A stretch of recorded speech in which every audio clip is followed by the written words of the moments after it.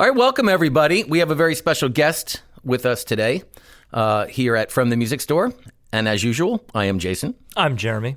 And we are in the music store today having a chat with Mr. Mike Kestin, who is the president of JamFam Productions. So, Mike, I'll let you take the mic and give everybody a quick overview of JamFam and what it is that you guys do. Well, JamFam Productions is a full-service production company. We work primarily with municipalities and government around New Jersey. We can do anything from hiring a band. We do full stage and audio production. We do, from the rental, stage, lighting, sound techs, all of that. Food trucks, craft vendors, marketing and advertising. We're 100% across the board in regards to what we do and the capabilities that we have. We are truly a one-stop shop. Very cool. Now, for our listeners in Radioland who obviously can't see the conversation we have, Mike is wearing a tie-dye. So my first question is... Par for the course. Yes, he's one of these lucky people that shows up to work and he gets to wear tie-dye. It's one of the benefits of being in the arts, right? Yeah. Now, my question is, are you wearing cargo shorts? And inside any one of the pockets, is there a hacky sack? Yeah, would you have a hacky sack by any chance? It has been a long time since I've kicked around a hacky sack. And I'm also assuming you're wearing Birkenstocks as well. They're in the bedroom. I'm barefoot at the moment. Well, so maybe that's a good first leading question. Does the tie-dye have anything to do with you being in music and music production and JamFam? Well, music has been a passion of mine since I'm a child.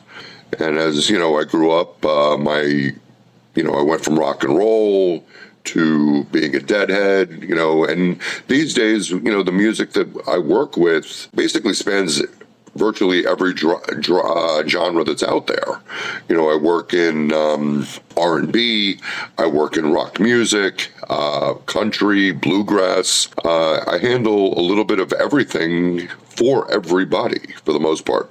I looked at your list of bands and entertainment that you guys make available to your clients, and the genre list on that was extensive.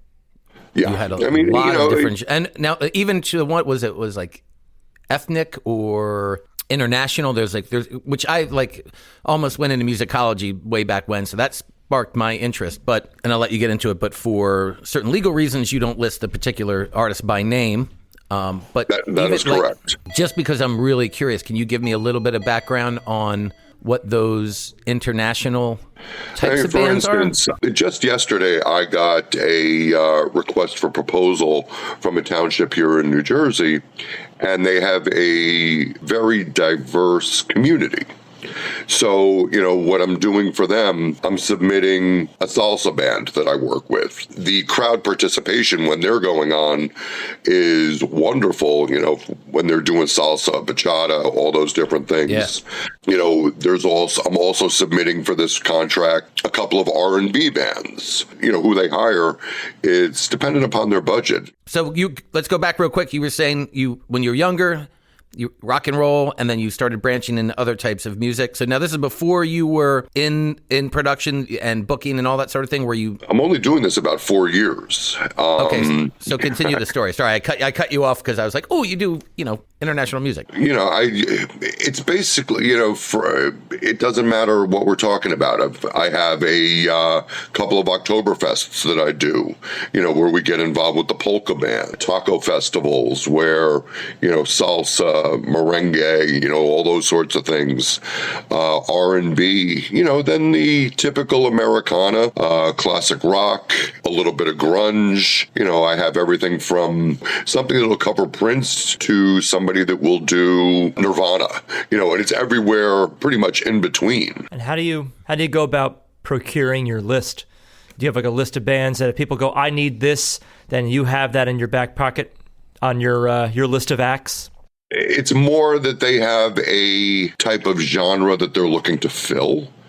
So I will, once they give me an idea of what they're looking for, I'll submit the bands with, a couple of video links that they're doing, the pricing that's involved, the genre that they're looking for. And, they'll go online, check them out, turn back to me, they'll be like, okay, I'll do this one, and this one. Then the questions become, do they need staging? Do they need me to supply the sound?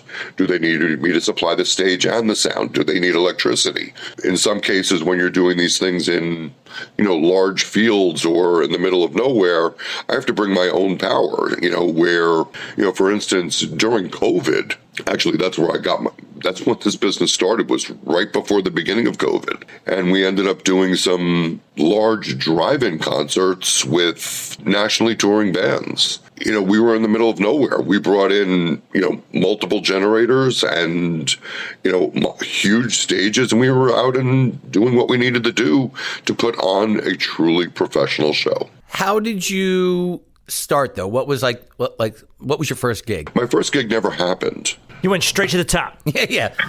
Yeah, right. I was in 2018. I had actually gotten divorced in 2017. I had been a realtor for 12 years, and I didn't know what the hell I was going to do with myself or my moving forward in life, but I hated real estate, and I was very embedded in the local music community, and I was like, I want to throw a music festival. Not knowing anything from anything, it was the learning curve. Literally every conversation that I had was, just a learning experience. And as it turned out, I guess sidebar here, do you want me to go into the names of the bands that were involved, or how do you want me to handle it? Yeah. So back in 2018, I had the idea of putting together a music festival. And, I'm a hippie, deadhead, and there's a lot of... We are too. You're in good company. You're in good company. We're not, yeah. We're wearing you our... and me both in my tie-dye. Today. So, and I was very embedded in the local, jam band scene, Let It Be Fish, Grateful Dead, all of that genre of music. And I wanted to put on a music festival, and it was going to be initially...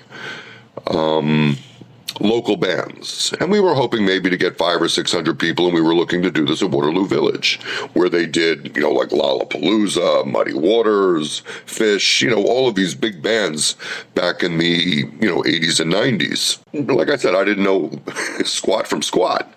All of a sudden, things really fell into place, and it became a very big thing. One day my phone rings, and I pick up the phone, and the guy says to me, hi, my name is Johnny Markowski. I'm with New Riders of the Purple Sage, and we're interested in playing your music festival. I paused a second, and I was like, who is this? And he said, no, this is really Johnny Markowski from the New Riders, and I actually have a side project, which is called Jeb Jones, and which we would also like to bring to your music festival, but we are looking to do a 50th anniversary show for the New Riders, one on the East Coast, one on the West Coast, and we would like to give you exclusive billing to our 50th anniversary show. So literally within a few hours, the money was appropriated, and we hired New Riders, and then all of a sudden, wait a minute, now we need a second headliner for the second night. I was going through a list of who I should call and this and that. And I didn't know that you have to talk to an agent or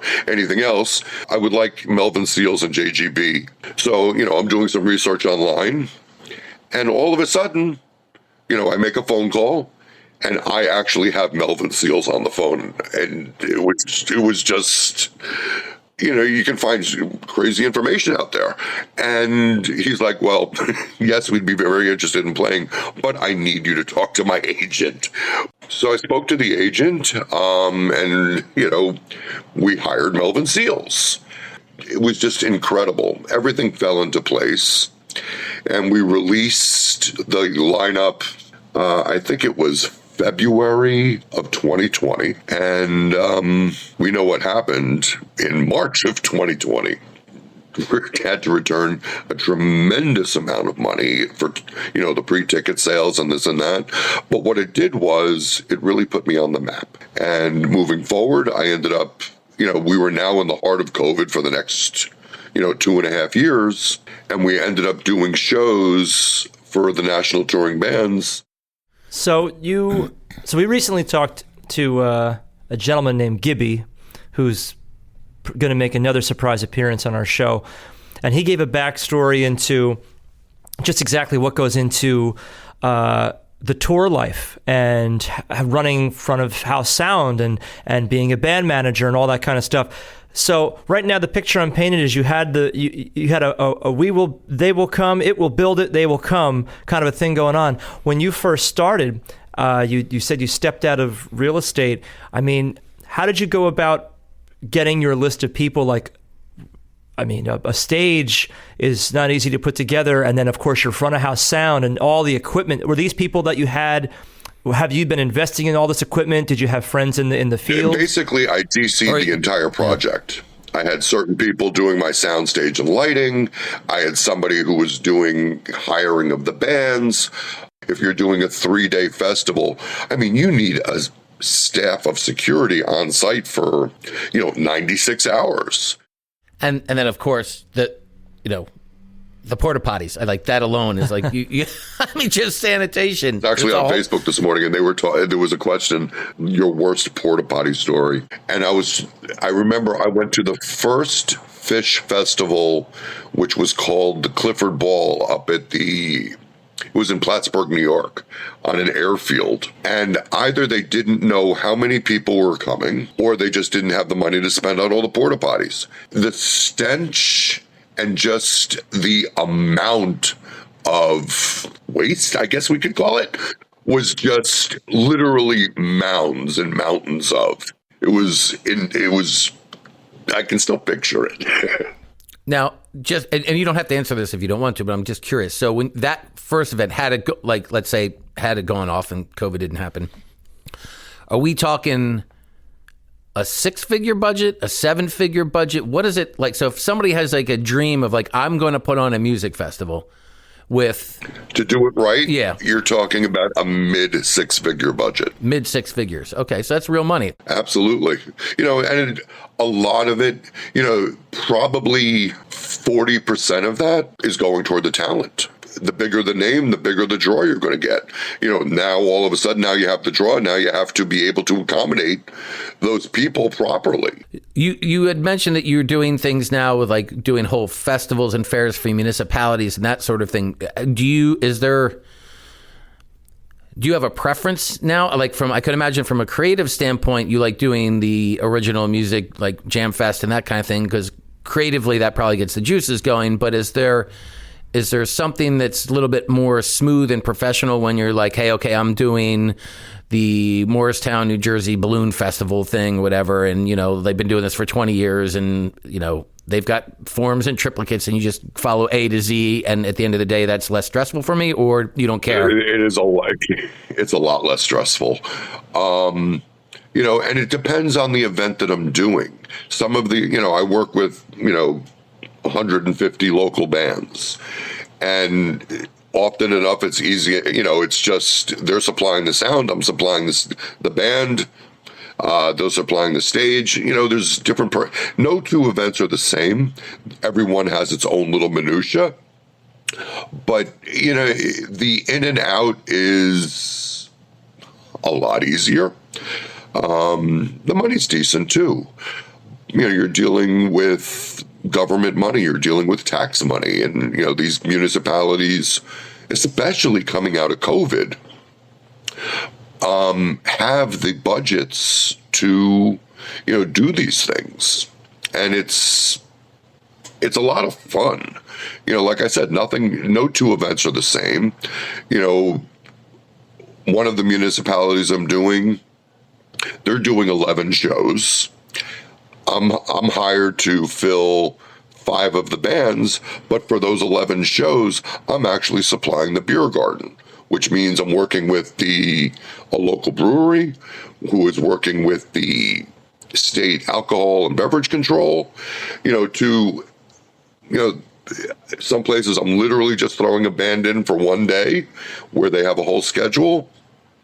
And for instance, I'm doing something in 2 weeks in Livingston here in North Jersey, where I'm handling a tremendous amount of the operation.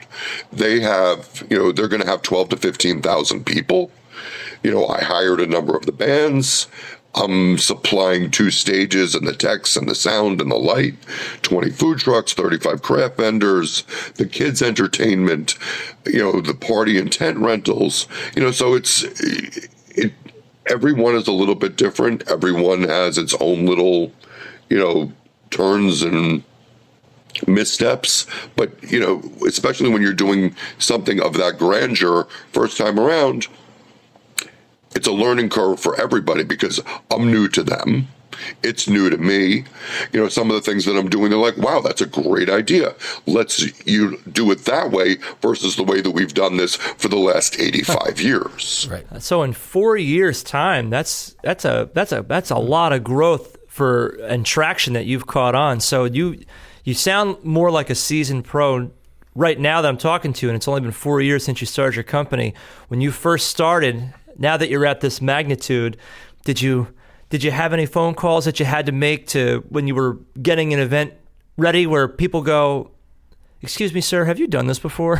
Did they ever look at you or say anything to you? Like, were you just kind of cold calling, going, "Hey, I'm doing this thing, and why don't you tell me how it goes?" It's, and I hate to use the phrase, but you fake it till you make it. There you go. And as long as you're able to fake it and not really screw things up, it's a lot of it is common sense, but there's a lot to wrap your arms around. It's not for the faint of heart, that's for sure. It's not like you can walk in and say, I'm going to do this, and this. At this point, I have the contacts. I know a lot of the right from wrong.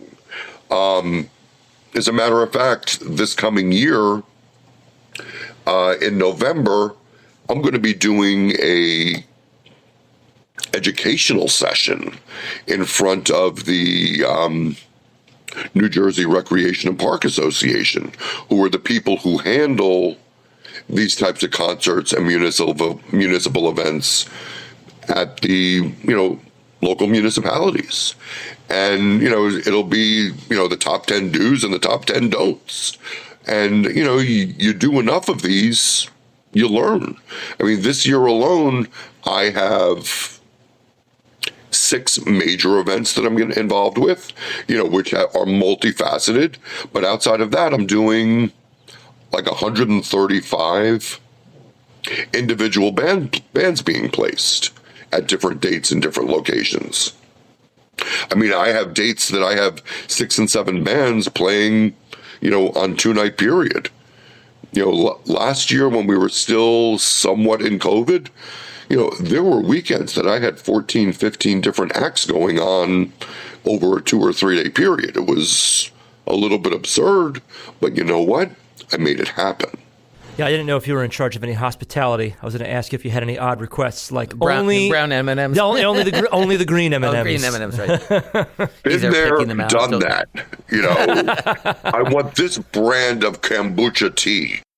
Is there any trends that you're seeing or are surprised in by the type of music that is being requested or popular? That's a really interesting question. And yes, I do. During COVID, I was doing a tremendous amount of tribute bands, almost primarily tribute bands. Surprisingly enough, there's a lot of call for country music, which, being in New Jersey, you don't necessarily think that that's the case. But, just think about the 2 large country music festivals. One happened last weekend down in Wildwood. There's another happening in August in Atlantic City, where they're getting 20, 30, 50,000 people for these shows. There's a big call for that, which is very surprising in my opinion. I could be making this up, but I want to say the biggest, most successful country radio station in the country is the one that's in New York. I'm gonna go back and fetch. Yeah, I heard that once and it was really shocking because you think, oh, yeah, it's got to be some station in Nashville, but you got to bear in mind that like New York City probably has the population of Tennessee anyway, right? So right. I know we're jumping around a bit with the questions. Were you in any bands yourself? Do you play any instruments? Great question. I have tried to play numerous times. I think I'm tone deaf. I can't keep tempo. I had tried to learn guitar at the beginning of COVID. and I swore I was going to learn how to play it. You and about half the population of the country, yeah. But what's really funny is, I'm very close friends with the guy who came to my house during COVID and was teaching me how to play. He said, do yourself a favor, stick with promoting. That brings up an interesting question. Here's a question to you. We don't answer questions. What?